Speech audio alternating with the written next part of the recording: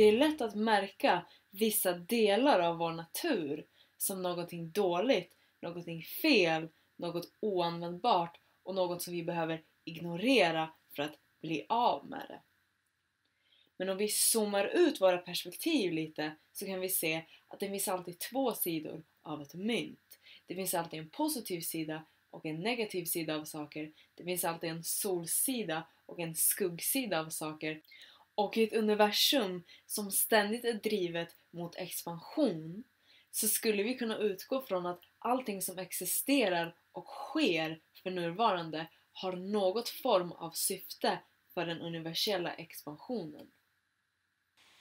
En av de saker vi ofta ser på som någonting väldigt fult, dåligt och fel är avundsjuka. Men om vi vänder på myntet av avundsjuka så kan vi se att bakom avundsjukan så finns det något vi kan använda till vår fördel. Det finns ett syfte. Hur och varför? Jo, för att din avundsjuka, alltså det du är avundsjuk på hos andra människor, det kan vara aspekter, egenskaper, livsstilar och så vidare, berätta för dig vad du vill i ditt eget liv. Avundsjuka i sig är ett tillstånd av motstånd emot sina egna genuina viljor som vi uppmärksammar att andra redan har i sina liv. Avundsjuka är att vilja något samtidigt som vi håller oss tillbaka ifrån det vi vill. Så avundsjuka är alltså ett form av motstånd, vilket alltså kommer leda till en form av lidande. Tillståndet av avundsjuka skapas när vi inte tillåter oss själva att gå i riktningen av det vi vill och att följa våra positiva känslor i praktisk handling. Det skapas när vi stänger av oss själva för möjligheten av att nå det vi vill. Så avundsjuka är ett stängt tillstånd. Och avundsjukan blir bara smärtsam när vi inte tillåter oss själva att lära oss av den och gå i riktningen av det vi är avundsjuka på. När avundsjukan är fast i sitt motstånd och när vi inte öppnar oss för det vi egentligen vill, det är då avundsjukan ofta projiceras ut mot andra människor i form av missundsamhet eller sabotage mot andra till exempel. Det är ett försök att kontrollera andra människor för att vi ännu inte funnit ett sätt att möta våra egna behov. Men när vi istället väljer att lära oss om våra egna viljor relativt till våra egna liv genom det vi är avundsjuka på, när vi istället öppnar oss och tillåter oss själva att tänka tankar och ta handlingar i riktningen av det vi är avundsjuka på, så blir inte längre avundsjukan ett fast och stillastående tillstånd. Istället blir det ett verktyg för oss att lära oss om våra egna viljor och därmed en möjlighet för oss att gå i riktningen av våra viljor. Så eftersom att avundsjuka egentligen handlar om vilja, låt oss prata om vilja. Genuin vilja, alltså vilja som känns som genuin inspiration och inte som är byggt på rädsla eller är en form av motstånd, skulle kunna beskrivas som universums gaspedal för expansion och evolution.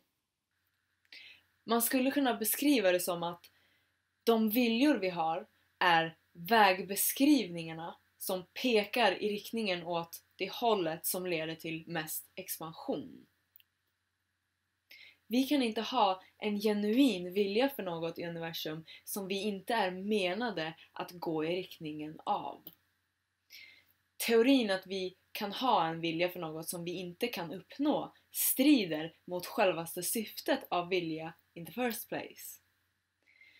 Vi kan inte heller försöka tvinga oss själva till att sluta vilja någonting som vi vill, eller försöka tvinga oss till att vilja något som vi egentligen inte vill. Så vårt enda alternativ för att vilja inte ska bli en smärtsam sak för oss är att tillåta oss själva att gå i riktningen av vilja. När vi inte tillåter oss själva att göra det så håller vi ett motstånd emot oss själva, vilket är lika med suffering. Vilja är inte heller värderat som något negativt eller dåligt objektivt. Det är en naturlig drivkraft för expansion och evolution. Vilja är det som tar oss framåt, och utan vilja hade vi stått stilla. Sanningen om vad jag skulle säga de flesta idag befinner sig i sin personliga evolution är att vilja är en väldigt naturlig och stark del av oss. Vi har viljor att ta oss framåt. Och om vi inte känner för att vara i tillstånd av lidande så bör vi inte göra oss fiende med vilja i sig. Ofta finns det mentala och emotionella blockeringar som står emellan oss och dit vi vill, våra viljor. Så när vi har satt fingret på vad vi är avundsjuka på egentligen hos andra människor så kan vi börja utforska vad det är som står emellan oss själva och våra viljor, alltså vad själva motståndet emot våra viljor är. Jag skulle sammanfatta det som 2 huvudsakliga saker. Nummer 1. Negativa, begränsande eller icke-gynnande tankemönster och trosystem. Till exempel, jag kanske håller sanningen att jag tror inte att jag förtjänar det jag vill. Eller, jag tror inte att det är möjligt att uppnå det jag vill. Och i det fallet så behöver vi skifta de här negativa sanningarna till mer positiva sanningar som gynnar oss. Nummer 2. Att dyka ner i emotionellt trauma och resolvera det som i nuläget är bokstavligen fast inom oss så att strömmen av våra riktiga jag kan flowa igenom så att säga. Så om något blockerar dig från det du vill, utforska dessa 2 saker. Och om du vill ta det här till en praktisk nivå så skulle du kunna skriva en lista på saker du är avundsjuk på hos andra människor och sen skriva ner praktiska steg du kan börja ta i riktningen mot det du vill, det du är avundsjuk på. I den här processen så behöver vi vara brutalt ärliga mot oss själva av vad kärnan till avundsjukan egentligen är. Ofta så verkar det på ytan som att vi är avundsjuka på en sak, men när vi letar oss in till roten av det så visar det sig ofta vara en mycket djupare sak än vi först trodde. Till exempel, du kanske är avundsjuk på någon som har ett företag värt biljoner och som lever en extremt lyxig livsstil. Din första idé om varför du är avundsjuk på den här personen kanske är: jag är avundsjuk på den här personen för att han tjänar mycket pengar och har en cool bil. Men den gömda anledningen till varför du egentligen kanske är avundsjuk på den här personen skulle till exempel kunna vara att du vill känna dig betydelsefull, respekterad och sedd av andra människor, precis som den här personen i fråga verkar göra. Så i det här fallet så behöver vi då gå i riktningen av betydelsefullheten, respekten och känslan att bli sedd av andra människor. Det är själva kärnan av den här avundsjukan.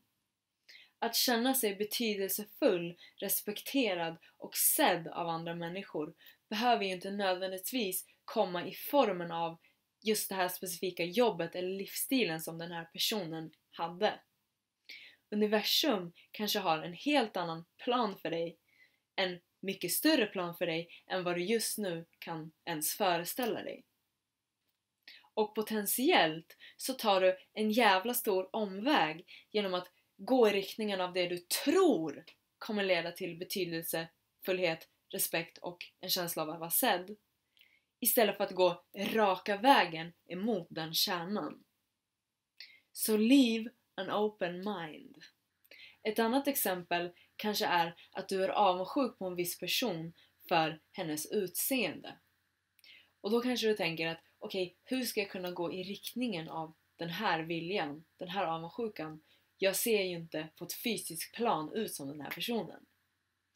Förmodligen så finns det en djupare kärna till den här avundsjukan. Förmodligen så är det egentligen inte just det här specifika utseendet som du är avundsjuk på. Du kanske är avundsjuk på hur du tror att just det här utseendet skulle få dig att känna. Kanske är det uppmärksamheten från andra du egentligen är avundsjuk på. Kanske är det känslan av att vara uppskattad och sedd du egentligen är avundsjuk på. Eller det kanske är friheten att inte känna pressen av att ständigt behöva oroa sig för sitt utseende du egentligen är avundsjuk på. Så låt oss säga att i det här scenariot så är det jag egentligen är avundsjuk på är känslan av att vara uppskattad av andra människor. Det är det jag egentligen vill. Då skulle jag kunna börja utforska och dyka ner i de hinder som kanske finns som står emellan mig och känslan av att vara uppskattad. Jag kanske har några trosystem eller tankemönster som står emellan. Jag kanske tror att jag inte förtjänar att vara uppskattad och så vidare. Jag kan också dyka ner i känslan av att inte vara uppskattad och därmed resolvera det trauman jag bär på relativt till att inte vara uppskattad och så vidare. När vi tillåter oss att öppna upp avundsjukan och gå i riktningen av det vi är avundsjuka på, så kommer vi inte längre känna känslan av avundsjuka relativt till det hos andra människor. För vi kommer att ha mött det behovet hos oss själva. Det här är det enda sättet att frigöra oss från avundsjuka. För viljan bakom eller under avundsjukan kommer att finnas där tills vi möter den och tills vi ser till att vi följer den. Och desto mer vi gör detta, desto mindre smärtsamt kommer avundsjuka att vara i framtiden.